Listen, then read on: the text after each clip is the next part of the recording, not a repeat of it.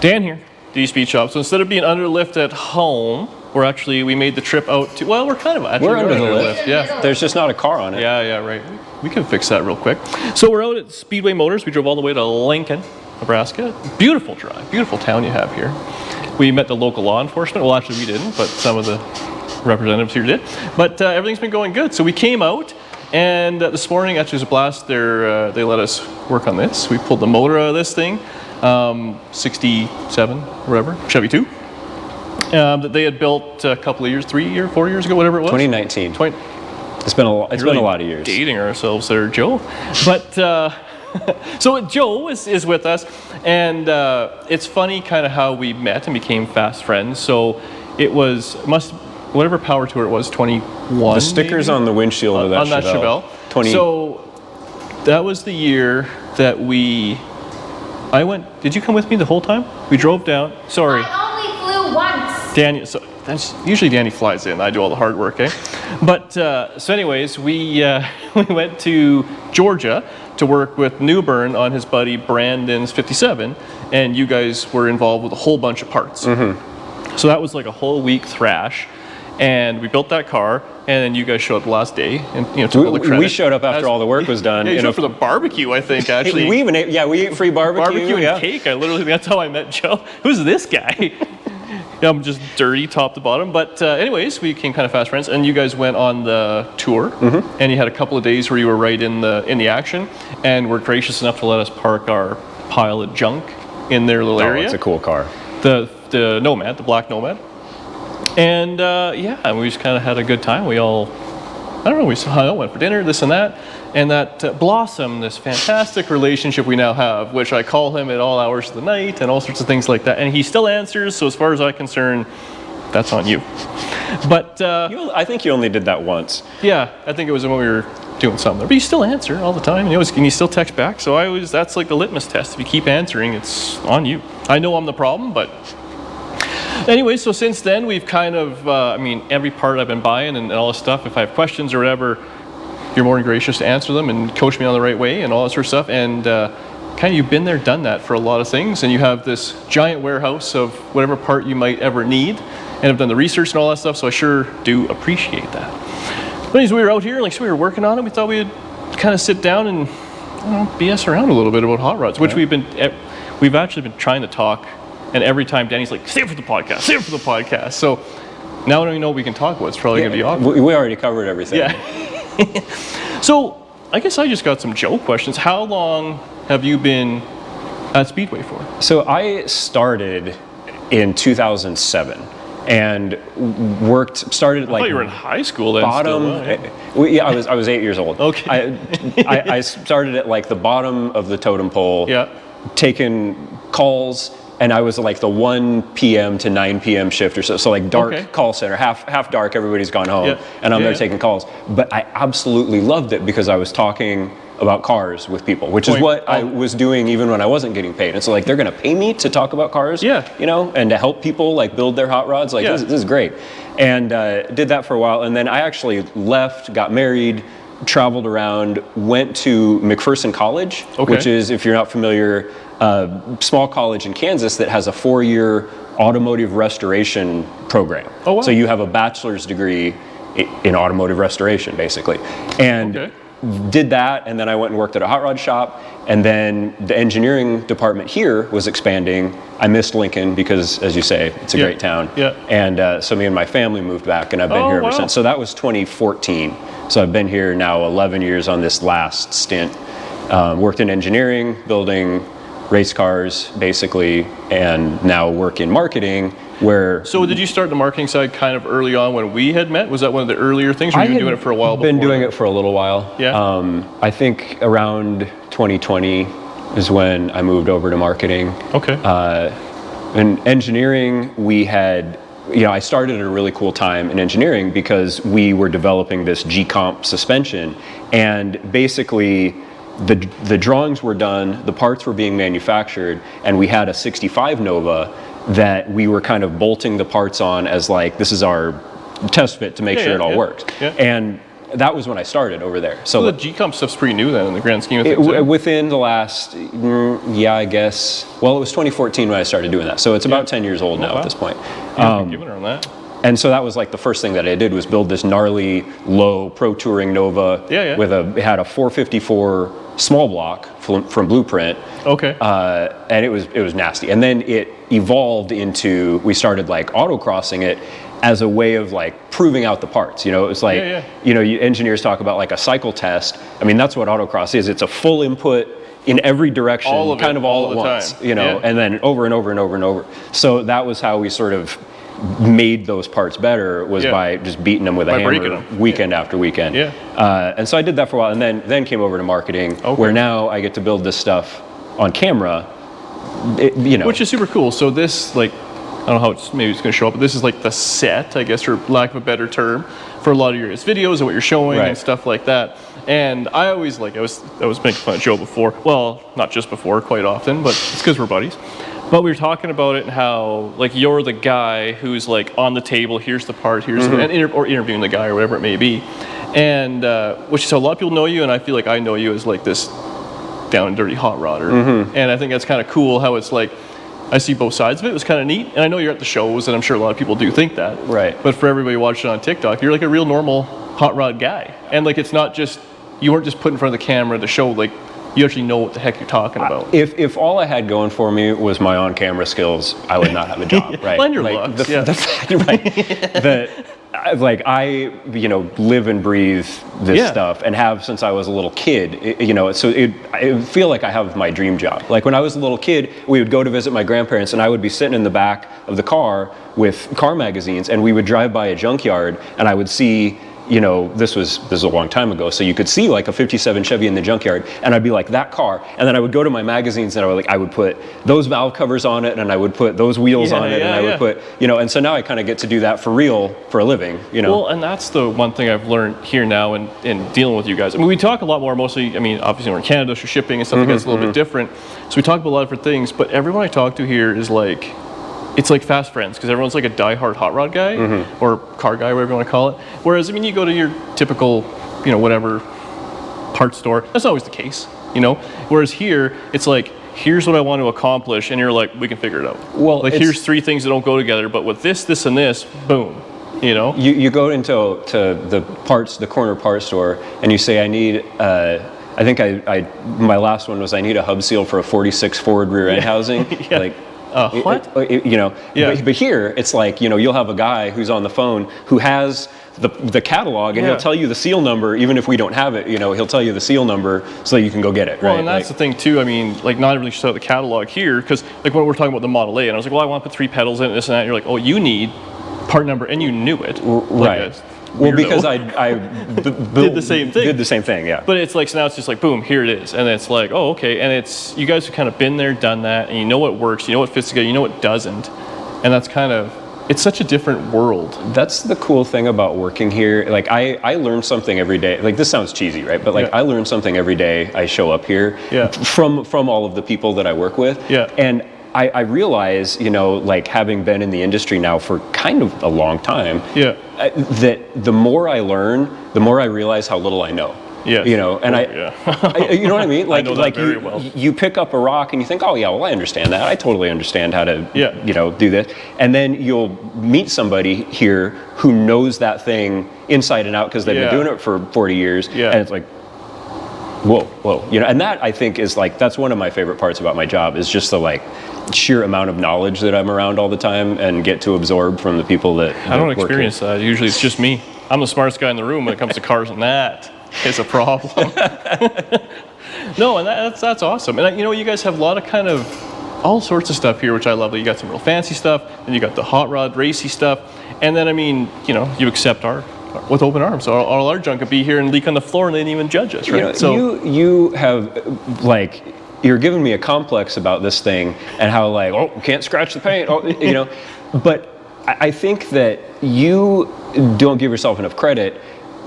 Like, it's easy to build something that looks nice. Just about anybody can do that.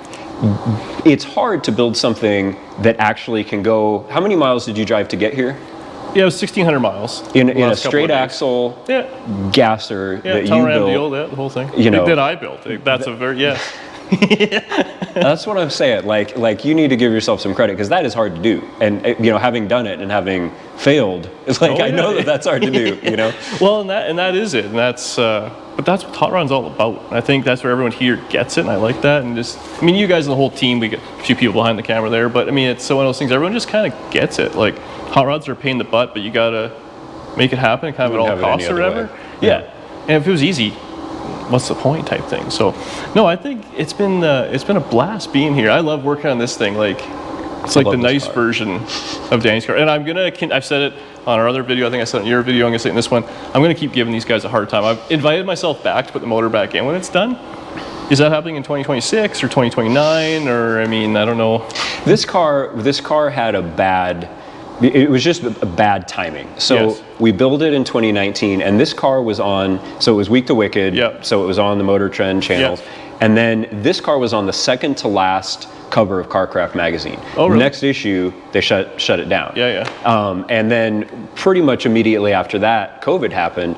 And so this thing got hurt somehow. And we just didn't really have the opportunity to get back to it until now. So it's like excuses, right? It's the same thing that happens to our projects at home. It's like, well, it's broken, I'm mad at it, so I'm going to let it be for a minute. Then a minute turns into a year, and a year turns into 3 years. And when I was out here last, and I mean, like, you guys have a whole different operation than what you're running when you're, like, all we do is build cars. It's very simple. We pick up the phone, hey, Joe, I need this. A week later it shows up, and I get to bolt it on, and Danny stands there and films it, and that's the end of it. Whereas you guys have to, I mean, show what you're doing, you know, showcase the products. And I mean, a lot of times you're making it, like this truck, it's probably off camera a little bit there, but when I was here last 2 years ago, it was just a frame, and it had, that's all the G-Comp stuff on there? Is that the same stuff? No, this is more of like the street-oriented suspension. But it's all your stuff. It's our stuff, yeah.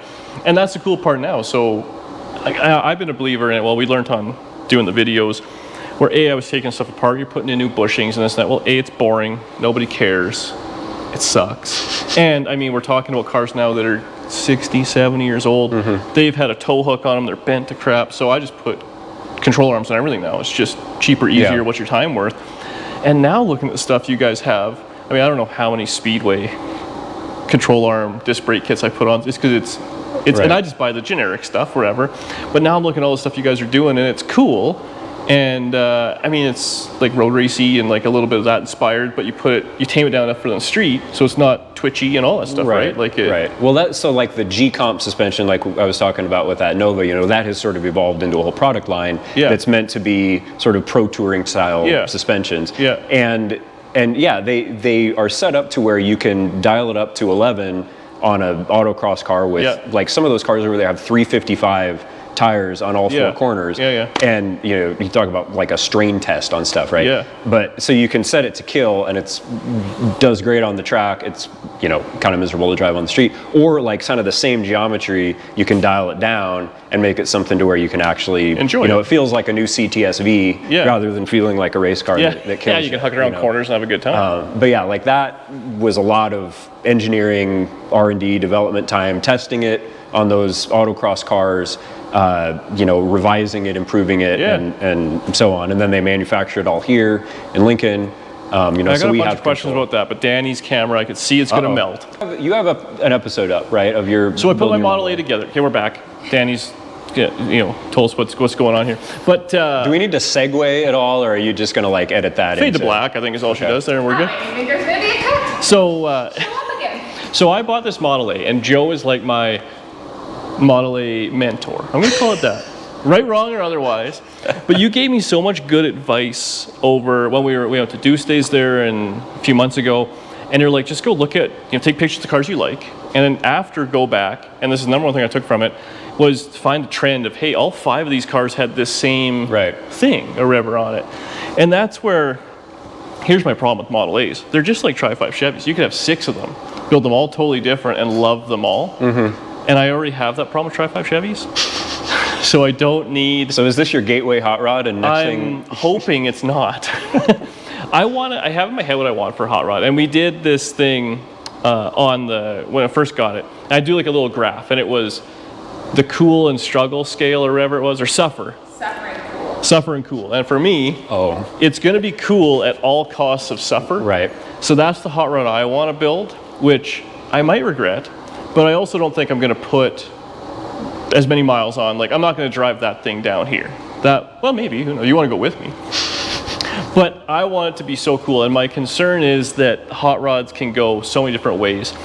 And so we talked about that, and the other thing you mentioned was it's all about it's almost irrelevant what parts you put on it, as long as it has that kind of look a little bit and that feeling to it. I think you can get away with just about anything as long as the overall vibe of the thing, the stance of it, and the presence of it is right. You can put, you could put a 4.6 modular Ford in it and put the right stuff on it and make it sit right and hammer the top and make it look mean. And all is forgiven. Because it looks like you pulled the whole thing together. That to me is what is cool about a hot rod, because you can do whatever the heck you want to, and if you make it look cool, it's going to be cool. Yeah. Well, and we were talking because we drove around a little bit in Danny's Chevy too, and we're just sitting in, and it's a cool car, but it's really a nothing car. Like, nothing stands out about it as unique, or it's a 64 two-door post, plain Jane grandma car. It's got a small block Chevy, 327, solid lifter deal. It's got a Tunnelorama set of carburetors on it, so that's its kind of unique thing. Turbo 350 and a 9-inch. It's got a 275 rear tire, and it's got an axle under it. Nothing there is like, oh my God. But it sits there, it looks cool. You're sitting in the car and you see the motor shaking away because it's got a rowdy little camshaft in it. It drives nice. It kind of checks a lot of boxes, it's kind of cool. I mean, it's not fast. It doesn't turn, great. All these things, but it just kind of has that. And that's what I want to recreate, is literally that car in a Model A. And cars have kind of like it sounds cheesy, but like cars have kind of a soul, right? Yeah. And like, sometimes like the stars align and it's just like a good car, and it just like everything about it is right, and sometimes you can try really hard to manufacture that when you're building it and still miss the mark, and then sometimes you can just stumble into it and it just ends up being the car where everything is everything is right about it. That's where I'm struggling with this Model A. Is I kind of put it together. I showed you some pictures or whatever, and I kind of like, hey, this is kind of what I want to do, and now it's like I have to dive in. I'm struggling to get in it. If it was a 55 Chevy or Chevelle or whatever, I'd been like, let's just blast these quarters off and start doing it. But it seems like hot rods are different than that to a certain, like, they're so simple. I don't know why I'm struggling with it, but I am. I think that part of the deal for me, I grew up into muscle cars, and like working on relatively late model stuff with my dad. And then when I got into hot rods, I knew nothing. So like, I didn't know wishbone, how, like, I understand it has a straight axle front, but like what locates it and how does it work? And so I remember reading Street Rodder magazine. I would take it to my job at the video store and like read it behind the computer when you're supposed to be working. And that doesn't happen anymore here though. would try to figure out how, like, oh, okay, so that's a wishbone, and that does this thing, and if you split it, then it kind of does this other thing, and just sort of built up that knowledge. And you already have that, you already know what that the leg bone connects to the knee bone. The problem I run into, so hot rods, at home in Manitoba and stuff, there wasn't a lot of Model A's running around. I don't know if it's a lot here or not. The other thing I find is it's kind of almost like the hot rod now, it's like a second generation thing. Like, the guys that originally put them together, they're old or dead, whereas like you're in it now, and it's kind of like you got to learn off this second generation of it and all that. And I mean, is there a lot of hot rods in this town? Is that a common thing? Yeah. Like Model and I think it helps that Speedway is here. Right. It probably makes it a lot easier. I mean, you'll see tomorrow at Cars and Coffee. There'll be a lot of everything. Everything comes to Cars and Coffee. But because again, like when we went to Deuce Days, I mean, all those 32s and stuff. Like, now I realize it's a show for 32s, but the Model A's and all this stuff, like, it's just, you don't see that at your regular Sunday night or cruising or whatever. It's Camaros and Chevelles, the Tri-5 Chevys, and that's what you see. And even now, it seems like those are going away. Those are becoming the Model A. Yeah. And now we were talking like the 5-liter Mustangs, the Monte Carlos, the G-bodies. It's a classic car. Yeah, and even stuff like the early 2000s Firebirds and all that. That's classic stuff, And that's where like the Model A seems like it's going so far away. It's crazy to me. I do. You have to kind of approach it from a different mindset, I think. And you can buy a 66 Nova and kind of drive it around in traffic just the way it is. The 6-cylinder and the drum brakes, you know, you're not going to win any drag races, but you'll hang in traffic, right? Whereas like a stock Model A, you're going to have a problem, you know, mechanical brakes and whatever. And sure, you can do it, but it's just a different machine, you know. And so if you're going to build it to actually use it, I think. And that's where, I mean, I don't want to be just bolt junk on and you have this hokey hot rod. I think that's my number one. Because I mean, me and Danny have done it before. Well, I'll spend all day on something or whatever it may be, and if I don't like it, I will cut that off and throw it in the garbage like there's no tomorrow. And that's, I worry you can go down this wrong path. What is your struggle you know what my struggle scale? Is. What is it? Suffer and cool. So I think maybe part of the deal too is with a hot rod, the suffer cool scale is a little bit different. Like if a late model, like for me, anything, you know, these are kind of late model cars. Post 48 is sort of a late model, right? But like, you know, like you don't want to, if you suffer you're kind of doing something wrong. But with a hot rod, like the right kind of suffering adds to the experience. You know what I mean? 100%. And if you're not suffering a little bit, then you're doing it wrong. And with a real hot rod. It's like cheap thrills. It's like when you have to work really hard and do something, it's a way better story than, oh, that roller coaster was fun. You know, like that's fun for the minute. But then afterwards, like, well, that was done. But it's like when you build this hot rod, you're like, oh, this is a little intense. That's when it's a lot more fun. I don't know. I think the main issue I have, and maybe tomorrow will be good, because there's this, you know, Cars and Coffee thing we're going to see, and they'll see all these hot rods.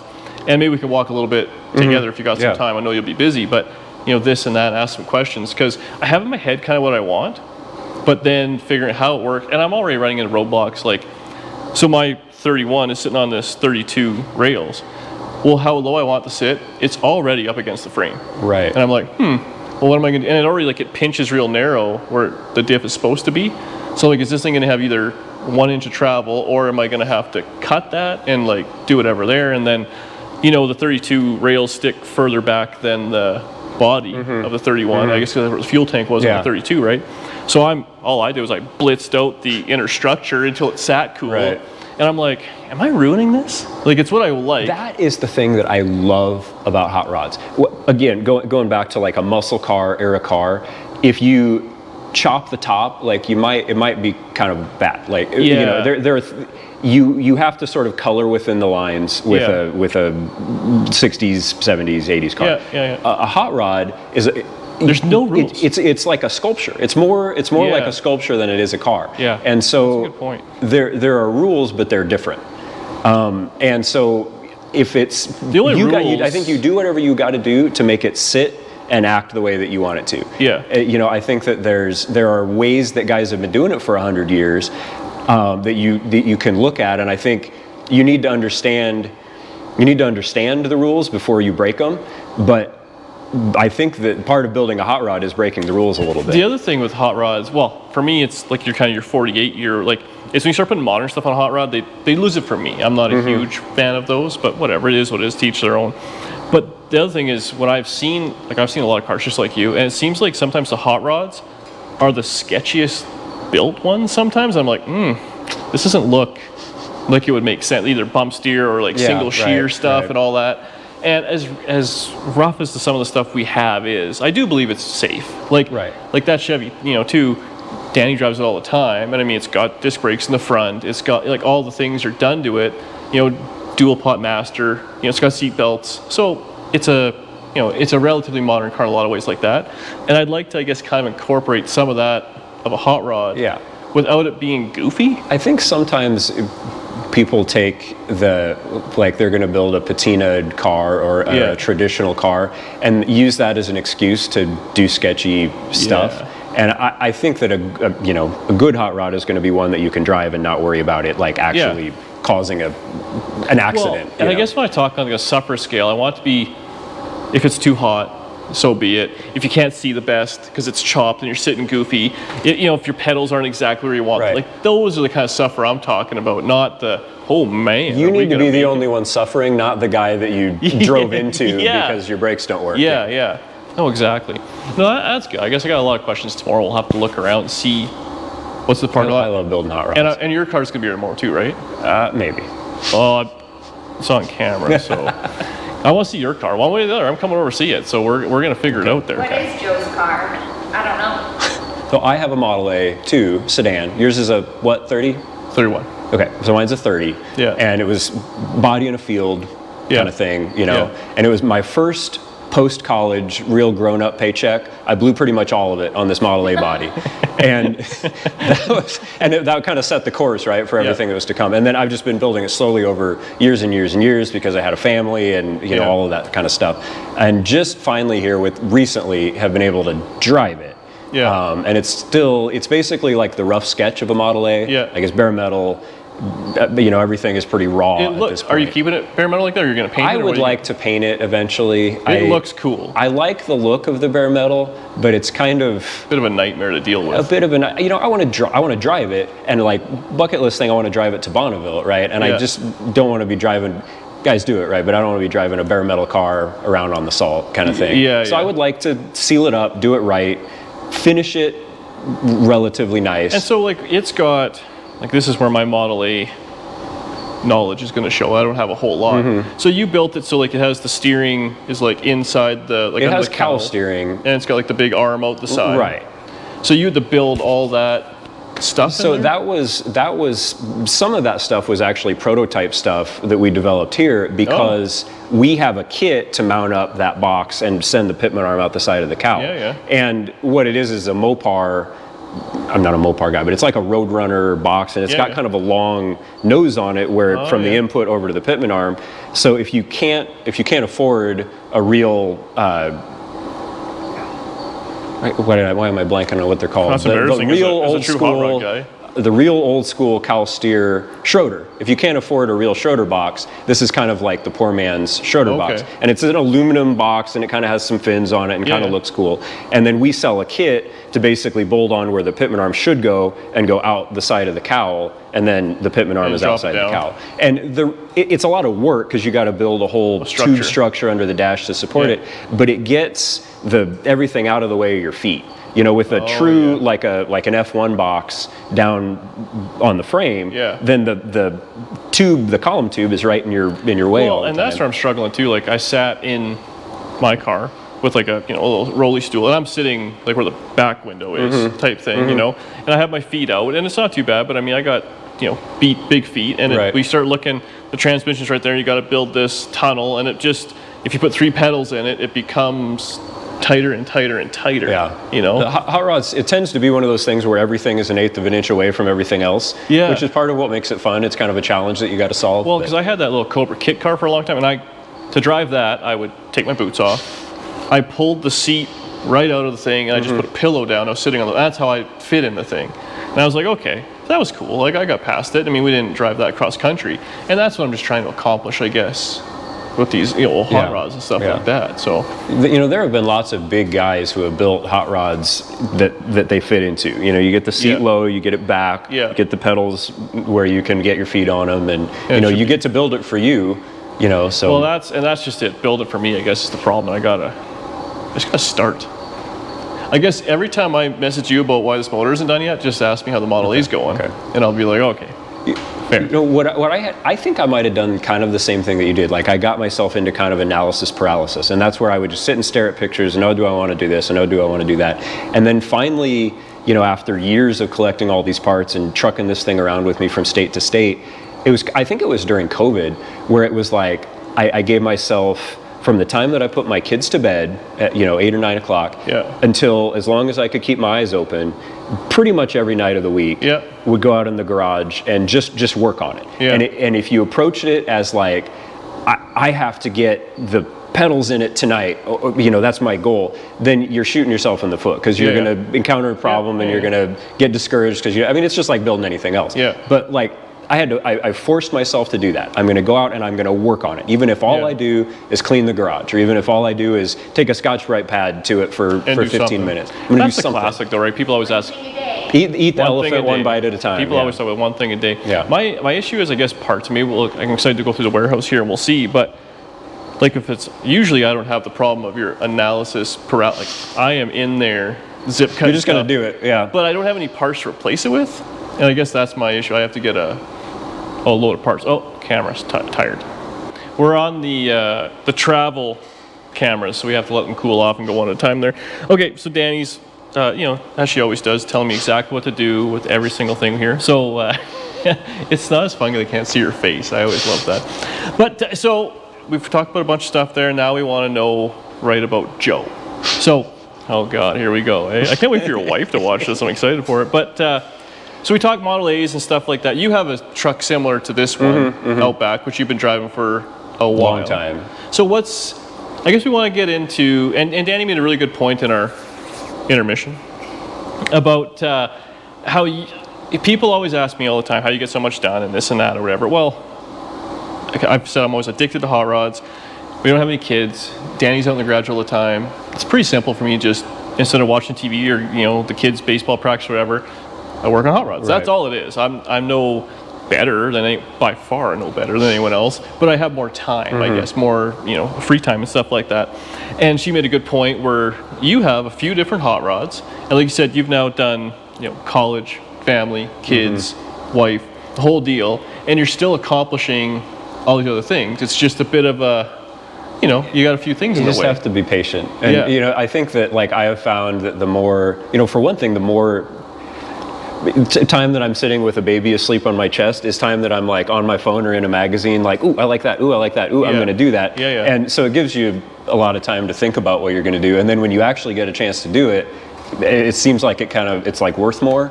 And you have more people to, include in it. But I just love it how you're not just I'll just buy a done car.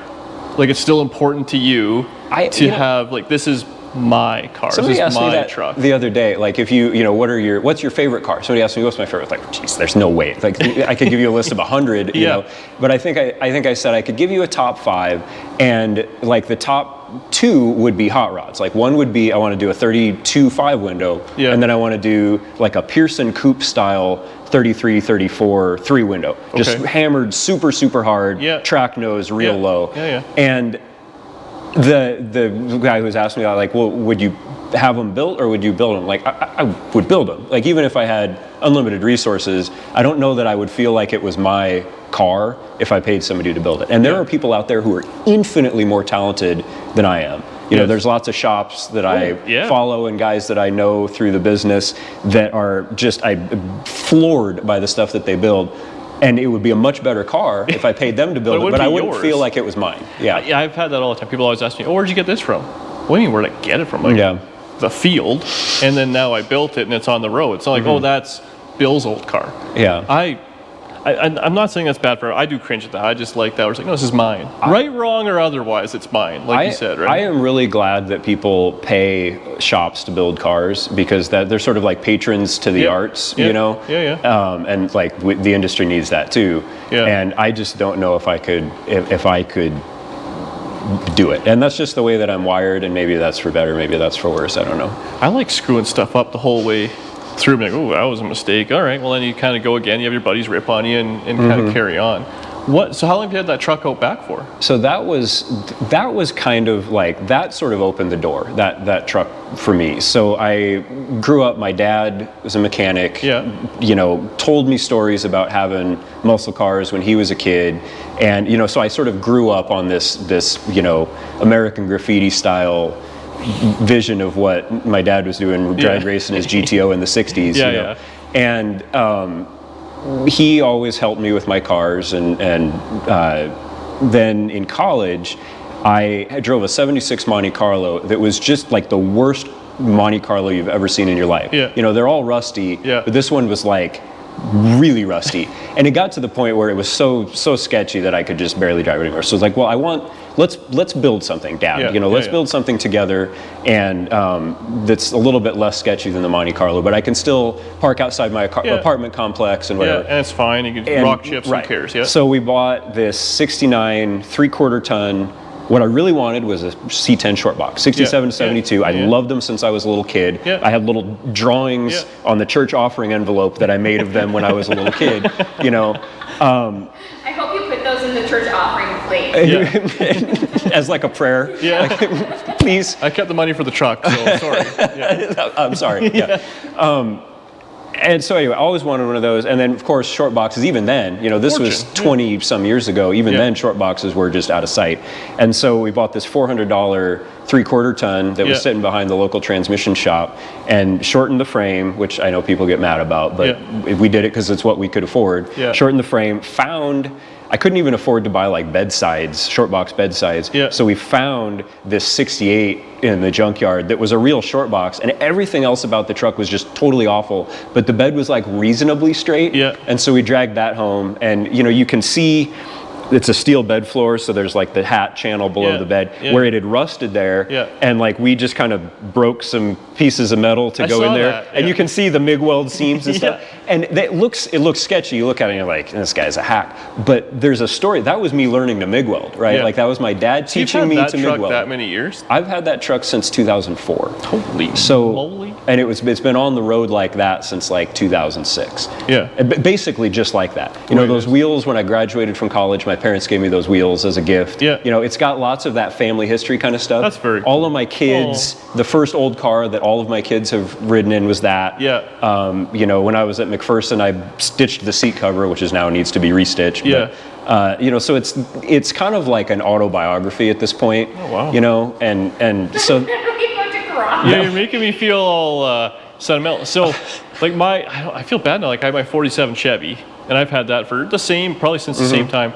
And when I first moved out of my parents' place when I was like 18 years old, I actually had a 72 GMC red cab long bed, and I had a 70 Monte Carlo. And I sold them for the down payment on the house. And the first car I bought on my own, in my own house, in my own garage, was this 47 Chevy.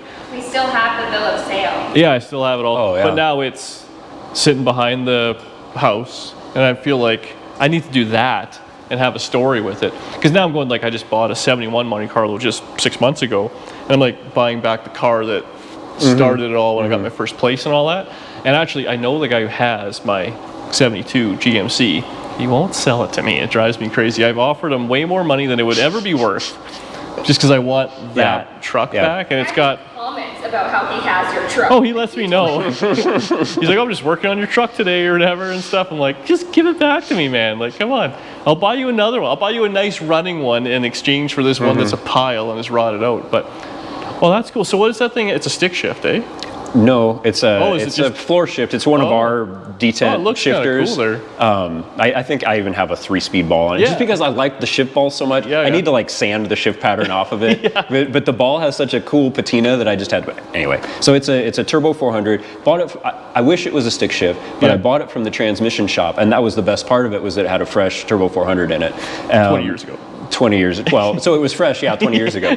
That's car guy math right there. It's got a rebuilt transmission. It's fine. 50,000 miles on it. That's your Facebook. That's your Facebook Marketplace listing. Fresh transmission, fresh turbo 400.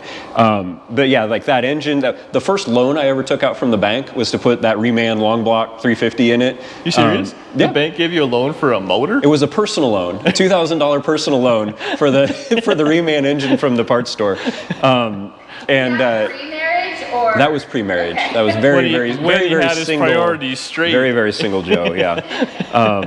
And awesome. It's been to Bonneville twice, and really, drove like with my buddy, like 3 full-grown men driving this regular cab pickup to Bonneville, and like when it rains, we get all of our stuff out the back and hold in our laps and drive down the road. So there's lots of that in that truck. That's cool. Like that's the thing. Like it's like building the memories. Like we're talking about putting all these miles on this car. I don't remember the miles. It's we stopped here. We had this. Remember that burger? Remember when the brake line broke? Those are the things that I remember and all that sort of stuff. And even that, like when we built that car for Brandon for Power Tour, like that was, when I look back, so we drove 3 days straight, slept in the car, like idiots. And because we had no hotels booked, no planning, and we're trying to get hotels, you can't. I'm like, well, just sleep here, whatever. And go there to then basically build a 57 Chevy in whatever it was, 5 days, to then do Power Tour, to then we bought that stupid Bricklin off of Derek. We had to go to this sketchy U-Haul place where this guy, he was selling sheds, but he also happened to have There's a U-Haul dealer or whatever, nice enough guy, but out in kind of the middle of nowhere, and we got a dolly. So I'm backing up my 55 Chevy Nomad to hook on a dolly, and they're like, so what are you towing it with, and what are you towing? Well, 55 Nomad, I'm going to tow a 74 Bricklin to Canada. And the guy's like, puts the pin in the thing. Good luck, sir. You know.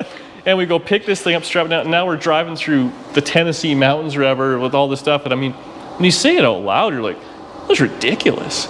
Like, what's wrong with us? You know, that's just hot rod math. I feel like when you take a road trip in a late model car with the windows up and the air conditioning on and music on the radio, it's kind of like you're watching the scenery pass by, like you're watching a movie. Yeah. You know, but when you do it in an old car, it's like you are in the movie. Like you're making. It's sort of like the other side of the screen. You know. You need the smell of the trees when you're driving by. So we took my 55 that I two-door converted there to Victoria for the Deuce Days there just in the summer, and you know, so instead of just flying out and enjoying it, we drove this thing for, you know, I took the long way and the back highway, and I mean the car did great, but yeah, like you're driving and all of a sudden the trees smell or whatever, and then it's this, and then you're stuck in construction and the car's too hot, and then you got the exhaust off because it blows a header gasket, and you're like, and you find the local parts store, and then, you know, well, we were actually there, we're waiting for it to open, we were there so early, we met some local people, and we're sharing a cinnamon bun with the local retirees while we're waiting for the auto parts store to open, and you're just like, It's kind of like the Cars movie thing where the interstate bypasses the place where you really want to be, and the only way to see the place where you really want to be is to like be in an old car and make a point of doing it. You know, when you're in an old car, just everyone wants to talk to you. It's just you know, it's easy to make friends. People are, it's like they're immediately not on, like, guards down. The second you roll it, well, especially in the junk we drive, I think they feel bad for us. They're like, "Are you okay, ma'am? You know, do you need to sit in the air conditioning?" Danny's like, "No, I'm fine. I love it." But yeah, no, that's. I kind of have a belief that old car. This is terrible. We sell lots of vintage air kit, by all means, buy air conditioning. But like, I like that my old cars, you have to roll the window down, and if it's hot, you're going to be hot, and if it's cold, like, my truck didn't have a heater. And when I started dating my wife, she lived 4 hours away, and the first trip that I made was in January in my C10, and I had just never hooked up the blower motor because I rarely drove it in the winter, but it was the only reliable thing that I had at the time. That really says something about what you had. I guess it had the personal loan motor and the rebuilt Turbo 400. It was a very reliable truck. Everything else that I drove around town was total garbage, but I had to stop. The heater blower motor didn't work, and so I remember stopping on the way down there halfway at the gas station and turning on the hand dryer and holding my feet under the hand dryer because my toes were frozen because the heater didn't work, you know. But like, I have that story and I have that memory and that bond with the truck that I wouldn't have if it had this fully functional HVAC system with a pollen filter and whatever. You know, and this is so one of our new neighbors, our new spot, he's a great guy. He has a 34 like a fiberglass Ford kind of deal on like a TCI chassis or whatever. And I will say he puts miles on this thing. So he goes from where we are all the way to the West Coast and this and that. And I mean, it's cool. He's driving it, which I respect the hell out of that. And him and his wife are in it, and he does whatever. And then they summer, you know, or winter down in like Arizona type thing. And then they go down with their motorhome, and that's the car they have. Like, that's it. That's awesome. That's the deal, right? And he knocks on the door one day and goes, "Hey, I hear you like, you know, motors and superchargers." And I'm like, "Yeah." You know, well, I got one. Okay, so we go over. Well, it had a little small block with one of those little 144 blowers on it, eh? And I'm like, okay. And I'm like, so what you want to, like, it's a running, driving car. And he goes, "I want to put air conditioning in it." So here I am. I have this like car guy confliction where I want to give him a hard time, but I also want to get a good deal on the motor. So I'm like, you know, like, air conditioning. So that's what he did. And I'm the same thing. I told Danny, I was like, if I ever take a supercharger off something to put air conditioning in, that's the date. Just let me know it's over. I'll put you in the hole. Yeah, like that's the end of it right there, you know? I being a traditional hot rod guy, you know, you go to the car shows and you kind of like, oh, you know, that car would be better if it didn't have whatever modern thing it has, you know? Yeah. But then when you actually kind of live with the car, it's the suffer, whatever. Like, I followed to Cars and Coffee last month, was driving down O Street behind a like a 33, 34 sedan, full fendered, and it was a full street ride. Really, really nice car. But, you know, like billet wheels, coilovers, Mustang 2 front suspension. And I watched it go down O Street, which is this notoriously just terribly rough street. And it was just floating. And these guys were in it with the windows up, obviously, with whatever their climate control was. And they were like happy and comfortable in this old car. Having a conversation like this. Having a conversation and not yelling at each other. I'm like, maybe, like, you know, maybe I'm getting old, but like, maybe I'm also doing it wrong. See, there is that. Like, I do appreciate you see like a really nice Tri-5 Chevy, and they have like Art Morrison chassis and like an LS and air conditioning and power windows, like all these things. A radio. A radio. Oh. But they have all these options, and it's like just a beautiful car to drive and all that. And then, you know, me and Danny, we're driving that Chevy too, and we pull over after 4 or 5 hours for lunch, and you get out, and we're sitting there eating our burger or whatever, and I'm like, I feel weird. I'm like, oh, I'm not shaking. You know, like you have that feeling of like, you know, it's like when you're grinding all day and then you stop grinding and you're like, oh, my hands feel weird. That's how my whole body felt. Yeah. And Danny was the same thing. She's like, yeah.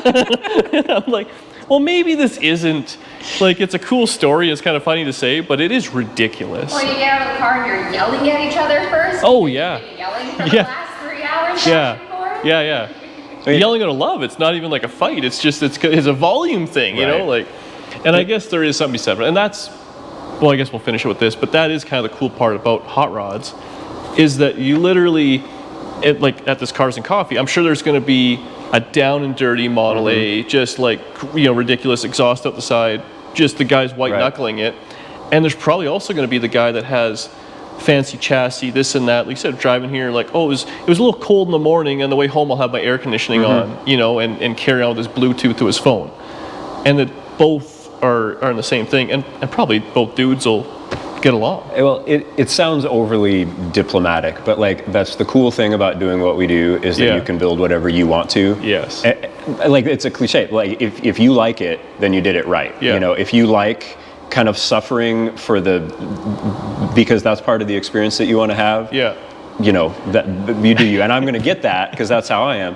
But if you don't want to suffer and you want to actually enjoy the drive and not, well, and that's just it. Like, so we're driving this Chevy too, and it motor out the hood, the whole deal, and it's awesome. I love every bit of it.